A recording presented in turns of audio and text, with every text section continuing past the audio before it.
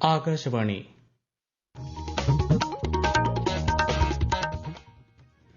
നമസ്കാരം. പ്രാദേശിക വാർത്തകൾ വായിക്കുന്നത് അക്ഷയ് ഷാജി.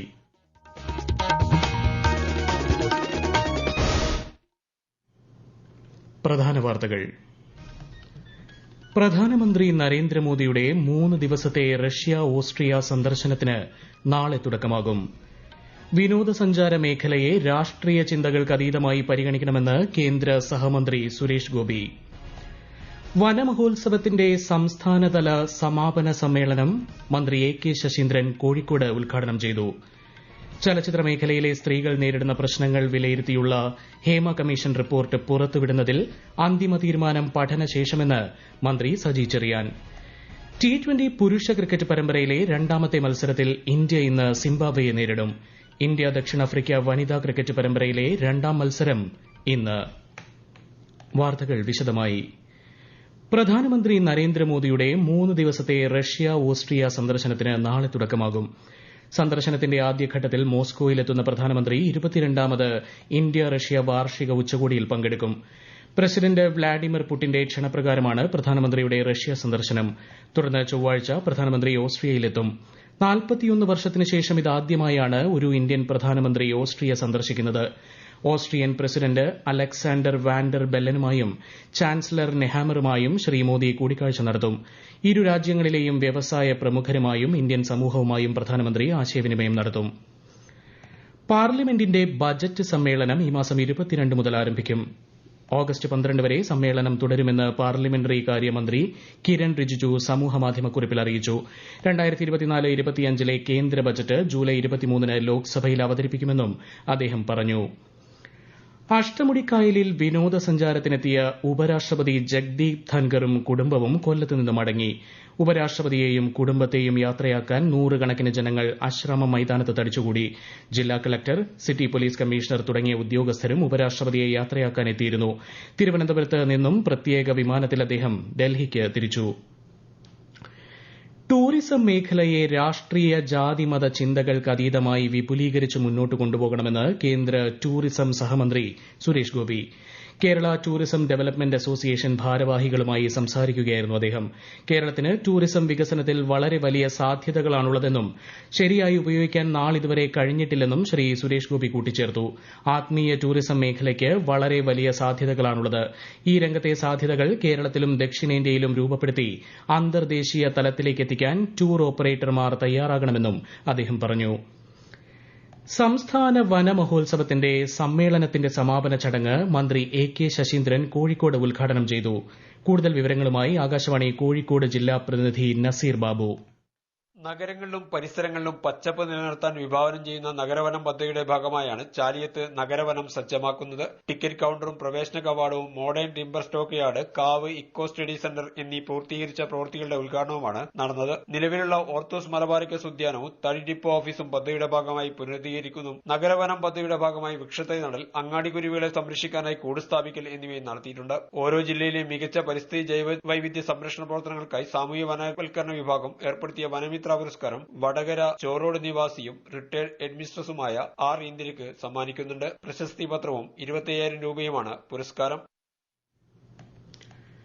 കോഴിക്കോട് ജില്ലയിൽ പെരുവണ്ണാമൂഴി മുതുകാട് ബയോളജിക്കൽ പാർക്ക് സ്ഥാപിക്കുന്നതുമായി ബന്ധപ്പെട്ട് കരട് പദ്ധതി തയ്യാറായതായി മന്ത്രി എ കെ ശശീന്ദ്രൻ. ഈ വർഷത്തെ വനമഹോത്സവത്തിന്റെ സമാപന സമ്മേളനവും ചാലിയം നഗരവന പദ്ധതിയിലെ പൂർത്തീകരിച്ച പ്രവൃത്തികളുടെ ഉദ്ഘാടനവും വനമിത്ര പുരസ്കാര വിതരണവും കോഴിക്കോട് നിർവഹിക്കുകയായിരുന്നു മന്ത്രി.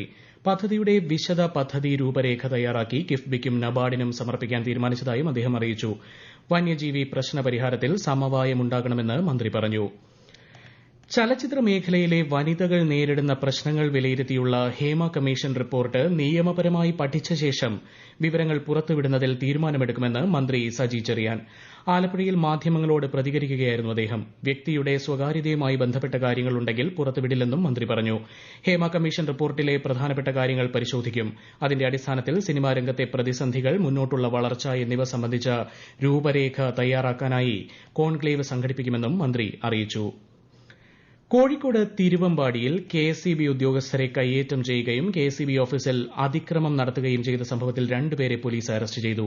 അതേസമയം അതിക്രമം നടത്തിയ യുവാക്കളുടെ വീട്ടിലെ കെഎസ്ഇബി കണക്ഷൻ വിച്ഛേദിച്ചതിനെ തുടർന്ന് മാതാപിതാക്കൾ കെഎസ്ഇബി ഓഫീസിന് മുന്നിൽ പ്രതിഷേധിച്ചു. ഇതിൽ പിതാവിന് ദേഹാസ്വാസ്ഥ്യം അനുഭവപ്പെട്ടതിനാൽ ആശുപത്രിയിലേക്ക് മാറ്റി. തിരുവമ്പാടിയിൽ വൈദ്യുതി കണക്ഷൻ വിച്ഛേദിച്ച നടപടി ദൌർഭാഗ്യകരമെന്ന് മന്ത്രി എ കെ ശശീന്ദ്രൻ. പൊതുതാൽപര്യം മുൻനിർത്തി വൈദ്യുതി മന്ത്രി ഉചിതമായ നടപടിയെടുക്കുമെന്നാണ് വിശ്വാസമെന്ന് മന്ത്രി പറഞ്ഞു. വൈദ്യുതി വിച്ഛേദിച്ച സംഭവത്തിനെതിരെ സംസ്ഥാന മനുഷ്യാവകാശ കമ്മീഷന് പരാതി ലഭിച്ചു. വൈദ്യുതി ബന്ധം പുനഃസ്ഥാപിക്കണമെന്നാവശ്യപ്പെട്ടാണ് സ്വകാര്യ വ്യക്തി പരാതി നൽകിയത്. ഈ വാർത്തകൾ ആകാശവാണിയിൽ നിന്ന്. പ്ലസ് 1 പ്രവേശനത്തിന്റെ ആദ്യ സപ്ലിമെന്ററി അലോട്ട്മെന്റ് ഫലം നാളെ രാവിലെ പ്രസിദ്ധീകരിക്കും. സംവരണ തത്വമനുസരിച്ച് നിലവിലുണ്ടായിരുന്ന വേക്കൻസി ജില്ല ഒരു യൂണിറ്റായി പരിഗണിച്ച് വിവിധ കാറ്റഗറി സീറ്റുകളാക്കിയാണ് അലോട്ട്മെന്റിന് പരിഗണിച്ചിട്ടുള്ളത്. ഒന്നാം സപ്ലിമെന്ററി അലോട്ട്മെന്റ് പ്രകാരമുള്ള വിദ്യാർത്ഥി പ്രവേശനം നാളെ രാവിലെ 10 മുതൽ മറ്റന്നാൾ വൈകിട്ട് 4 മണി വരെ നടത്തും. അലോട്ട്മെന്റ് വിവരങ്ങൾ hscap.kerala.gov.in എന്ന വെബ്സൈറ്റിൽ ലഭിക്കും. കണ്ണൂർ ജില്ലയിലെ മലയോര പ്രദേശങ്ങളിൽ കാട്ടാന ശല്യം രൂക്ഷമായി. വ്യാപകമായ കൃഷിനാശമാണ് മിക്കയിടങ്ങളിലുമുണ്ടായത്. കൂടുതൽ വിവരങ്ങളുമായി ആകാശവാണി കണ്ണൂർ ജില്ലാ പ്രതിനിധി കെ.ഒ. ശശിധരൻ. ഉളിക്കൽ പഞ്ചായത്തിലെ മാട്ടറ, പീടികക്കുന്ന്, ചാപ്പത്തോട്, മുന്തിരി റോഡ്, ആനപ്പാറ, കാലാങ്കി എന്നീ ഭാഗങ്ങളിൽ ആനകൾ 50 ഏക്കറിലധികം സ്ഥലത്തെ കൃഷിയാണ് നശിപ്പിച്ചത്. കശുമാവ്, വാഴ, തെങ്ങ്, മരച്ചീനി, ചേമ്പ്, ചേന, ഇഞ്ചി എന്നീ കൃഷികൾക്കാണ് വ്യാപക നാശമുണ്ടായത്. കോളയാട് പഞ്ചായത്തിലെ പെരുവ, പാറക്കാട്ടും കാട്ടാനക്കൂട്ടം വ്യാപകമായി കൃഷി നശിപ്പിച്ചിട്ടുണ്ട്. ആറളം ഫാമിലെ റബ്ബർ മരങ്ങളുടെ തൊലി കാർന്നു തിന്നുന്നതും പതിവായിട്ടുണ്ട്. തുമ്പിക്കൈയോളം പൊക്കമുള്ള റബ്ബർ മരത്തിന്റെ തൊലിയാണ് തിന്നുന്നത്. വനത്തിലേക്ക് തുരത്തിയ കാട്ടാനകൾ തിരികെ പ്രവേശിക്കാതിരിക്കാൻ വനാതിർത്തിയിലെ പ്രതിരോധ സംവിധാനം ഫലപ്രദമാക്കണമെന്ന് പ്രദേശവാസികൾ പറയുന്നു. കൊച്ചിയിൽ റെയിൽവേ ട്രാക്കിലേക്ക് മരം വീണ് ട്രെയിൻ ഗതാഗതം തടസ്സപ്പെട്ടു. പച്ചാളത്ത് എറണാകുളം തൃശൂർ പാതയിൽ ലൂർദ് ആശുപത്രിക്ക് സമീപമാണ് മരം വീണത്. ഇലക്ട്രിക് ലൈനും തകരാറിലായി. സംഭവസ്ഥലത്ത് മരം മുറിച്ചു മാറ്റി ഗതാഗതം പുനഃസ്ഥാപിക്കാനുള്ള നടപടികൾ പുരോഗമിക്കുകയാണ്.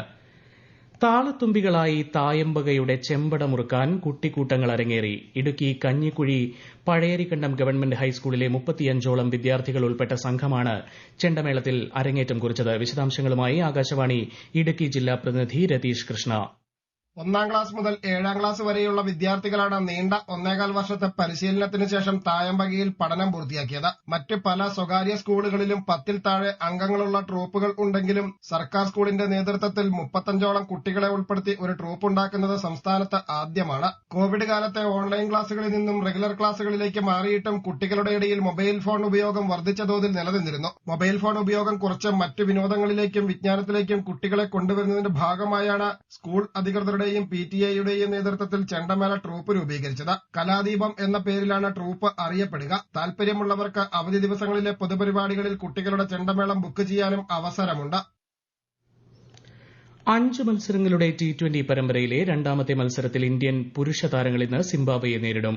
സിംബാബ്വെയിലെ ഹരാരെയിൽ വൈകിട്ട് 4:30 മത്സരം ആരംഭിക്കും. ഇന്നലെ നടന്ന ഉദ്ഘാടന മത്സരത്തിൽ സിംബാബ്വെ 13 റൺസിന് ഇന്ത്യയെ പരാജയപ്പെടുത്തിയിരുന്നു. വനിതാ ക്രിക്കറ്റിൽ ഇന്ത്യ ദക്ഷിണാഫ്രിക്ക T20 പരമ്പരയിലെ രണ്ടാം മത്സരം ഇന്ന് വൈകുന്നേരം ചെന്നൈയിലെ MA ചിദംബരം സ്റ്റേഡിയത്തിൽ നടക്കും. വൈകിട്ട് 7 മണിക്കാണ് മത്സരം ആരംഭിക്കുക.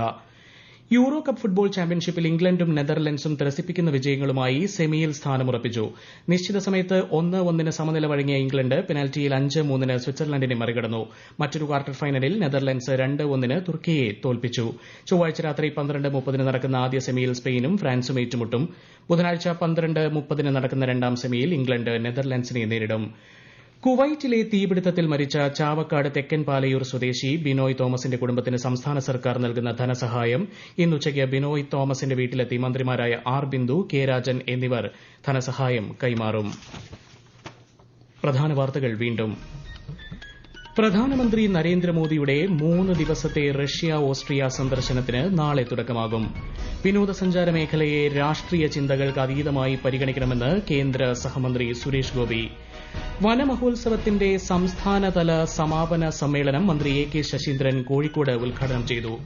ചലച്ചിത്ര മേഖലയിലെ സ്ത്രീകൾ നേരിടുന്ന പ്രശ്നങ്ങൾ വിലയിരുത്തിയുള്ള ഹേമ കമ്മീഷൻ റിപ്പോർട്ട് പുറത്തുവിടുന്നതിൽ അന്തിമ തീരുമാനം പഠനശേഷമെന്ന് മന്ത്രി സജി ചെറിയാൻ. T20 പുരുഷ ക്രിക്കറ്റ് പരമ്പരയിലെ രണ്ടാമത്തെ മത്സരത്തിൽ ഇന്ത്യ ഇന്ന് സിംബാബ്വെയെ നേരിടും.